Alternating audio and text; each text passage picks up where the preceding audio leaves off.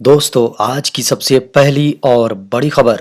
देश में लोकसभा चुनाव का ऐलान, 7 चरणों में मतदान, 4 जून को आएंगे नतीजे। भारतीय चुनाव आयोग ने देश में लोकसभा चुनाव 2024 की घोषणा कर दी है। प्रेस कॉन्फ्रेंस करते हुए मुख्य चुनाव आयुक्त राजीव कुमार ने ऐलान किया कि चुनाव 7 चरणों में संपन्न होंगे। इसके साथ ही 4 जून को नतीजे घोषित किए जाएंगे। खबर है कि पहले चरण का चुनाव 19 अप्रैल को, दूसरे चरण का चुनाव 26 अप्रैल को, तीसरे चरण का चुनाव 7 मई को, चौथे चरण का चुनाव 13 मई को, पांचवें चरण का 20 मई को, छठे चरण का 25 मई को और सातवें चरण का चुनाव 1 जून को होगा। इसके पहले चुनावों का ऐलान करते हुए मुख्य चुनाव आयुक्त राजीव कुमार ने कहा कि हमारे पास 97 करोड़ पंजीकृत मतदाता, 10.5 लाख मतदान केंद्र, 1.5 करोड़ मतदान अधिकारी और सुरक्षा कर्मचारी, 55 लाख ईवीएम, 4 लाख वाहन हैं। झारखंड में गांडे विधानसभा सीट के लिए उपचुनाव की घोषणा इस दिन होगा। गांडे विधानसभा उपचुनाव। झारखंड में गांडे विधानसभा सीट के लिए उपचुनाव की भी घोषणा कर दी गई है। बता दें कि गांडे विधानसभा सीट पर उपचुनाव 20 मई को होगा। इसके लिए नामांकन की तिथि 26 अप्रैल से 3 मई तक होगी। खबर है कि दाखिल नामांकन पत्रों की स्क्रूटनी 4 को होगी। वहीं नाम वापसी के लिए 6 मई तक का समय तय किया गया है।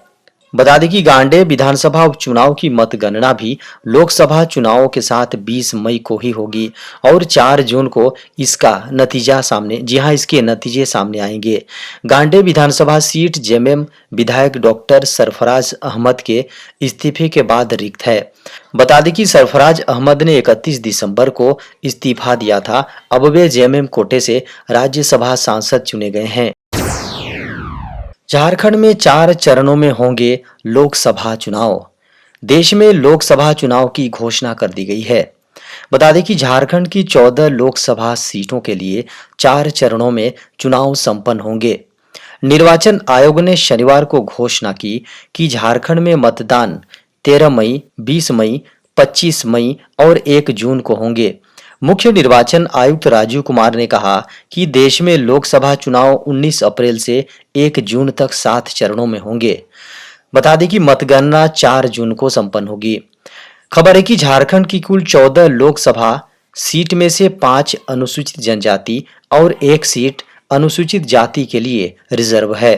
झारखंड में 2.54 करोड़ से अधिक वोटर हैं, जिनमें 1.29 करोड़ पुरुष और 1.24 करोड़ महिलाएं और 413 ट्रांसजेंडर शामिल हैं। सीटेट 2024 के लिए 2 अप्रैल तक कर सकते हैं आवेदन।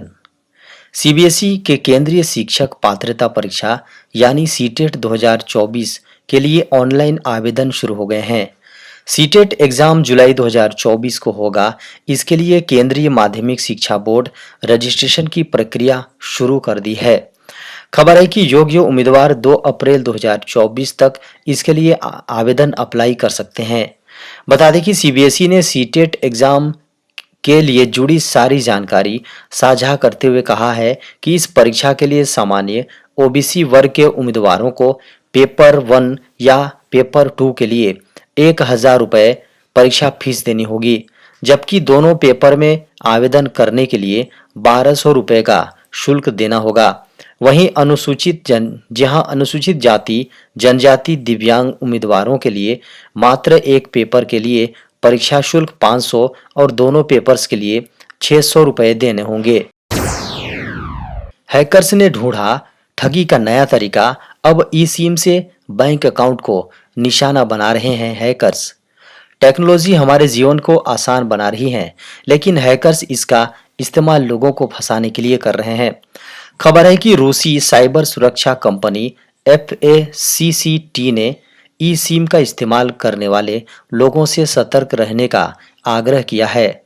दरअसल ई सिम स्वैपर्स ने लोगों के फोन नंबर चुराने और डिजिटल सुरक्षा को दरकिनार करने के लिए अपने हमलों का तरीका ही बदल दिया है।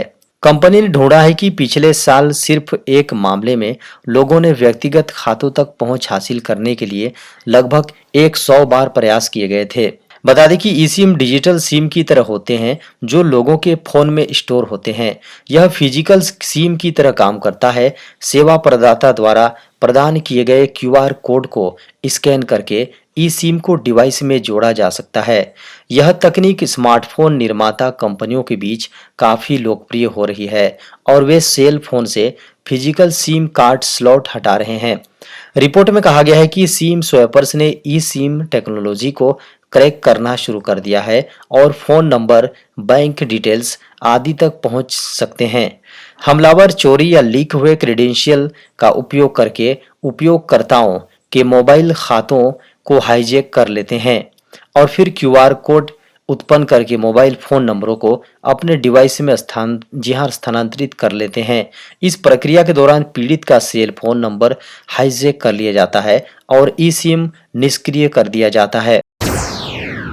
देश से बाहर खेले जा सकते हैं आईपीएल 2024 का दूसरा चरण। आईपीएल 2024 का आगाज 22 मार्च से शुरू होने जा रहा है। खबर है कि बीसीसीआई ने लोकसभा चुनाव के मद्देनजर अभी तक आईपीएल के प्रथम चरण के शेड्यूल की घोषणा कर दी है। प्रथम चरण में 7 अप्रैल तक देश में 21 मैच खेले जाने हैं। खबर है कि 17वें सीजन के दूसरे चरण का आयोजन भारत से बाहर हो सकता है। लोकसभा चुनाव की तारीखों का ऐलान हो गया है, जिसके बाद बीसीसीआई इस संबंध में बड़ा निर्णय ले सकता है। बता दें कि आईपीएल को संयुक्त अरब अमीरात यूएई में शिफ्ट किया जा सकता है।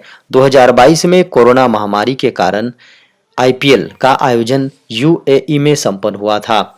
बता दें कि लोकसभा चुनाव के कारण आईपीएल को पहले भी शिफ्ट किया जा चुका है। वर्ष 2009 में चुनाव के कारण से आईपीएल के सभी मैच दक्षिण अफ्रीका में संपन्न हुए थे। 2014 में आईपीएल का पहला हिस्सा यूएई में आयोजित किया गया था, लेकिन 2019 में चुनाव के बावजूद टूर्नामेंट पूरी तरह से भारत में खेला गया था। विशेषज्ञों ने कोरोना की उत्पत्ति को लेकर उठाए सवाल। कोरोना महामारी वैश्विक स्तर पर पिछले 4 साल से अधिक समय से गंभीर स्वास्थ्य जोखिम बना हुआ है। खबर है कि दिसंबर 2019 में पहली बार नोवेल कोरोना वायरस के मामले चीन में सामने आए और समय के साथ ये दुनिया भर में फैल गया। वर्ल्डोमीटर के आंकड़ों के अनुसार अब तक कोरोना वायरस 70.42 करोड़ से अधिक लोगों को अपना निशाना बना चुका है। खबर है कि इस वायरस के संक्रमण के कारण 70 लाख से अधिक लोगों की मौत हो चुकी है।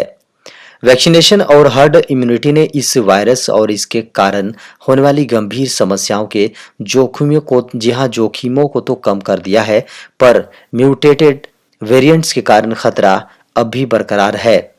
कोरोना महामारी की शुरुआत से ये बड़ा सवाल रहा है कि आखिर कोरोना आया कैसे, कहीं ये मानव निर्मित तो नहीं है। इसी से संबंधित एक हालिया स्टडी में वैज्ञानिकों की टीम ने बड़ा दावा किया है। स्टडी की रिपोर्ट में शोधकर्ताओं की टीम ने कहा, कोविड-19 महामारी की उत्पत्ति प्राकृतिक से कहीं अधिक अप्राकृतिक जान पड़ती है। संभव है कि यह प्रयोगशाला से रिसाव के कारण फैला वायरस हो सकता है।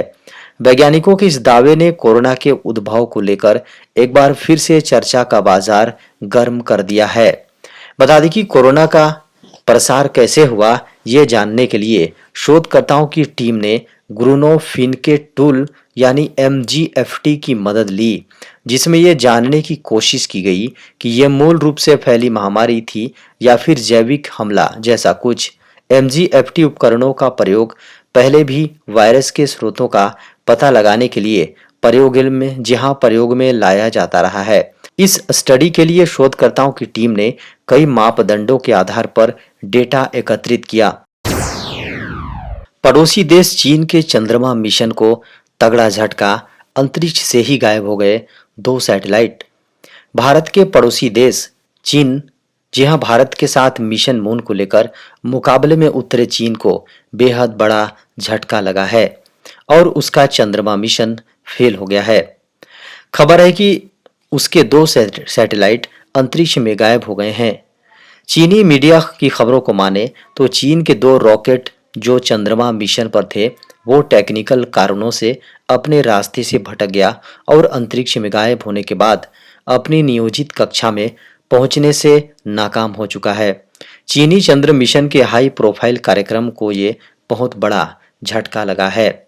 चीनी सैटेलाइट लॉन्च सेंटर ने गुरुवार को एक प्रेस रिलीज में कहा कि DRO-A और DRO-B के नाम वाले इन दोनों उपग्रहों को बुधवार शाम 13 मार्च को सिचुआन प्रांत के जीचांग सैटेलाइट्स लॉन्च सेंटर से लॉन्च किया गया था। इन दोनों सैटेलाइट्स को युआनझेंग 1S अपर स्टेज एयरक्राफ्ट से अंतरिक्ष में ले जाया गया था, जिसमें लॉन्ग मार्च 2C कैरियर रॉकेट जुड़ा हुआ था। प्रेस रिलीज में कहा गया है कि रॉकेट का पहला और दूसरा चरण सामान्य रूप से संचालित हुआ, जबकि ऊपरी चरण में उड़ान के दौरान एक असामान्यता का सामना करना पड़ा, जिससे उपग्रह पूर्व निर्धारित कक्षा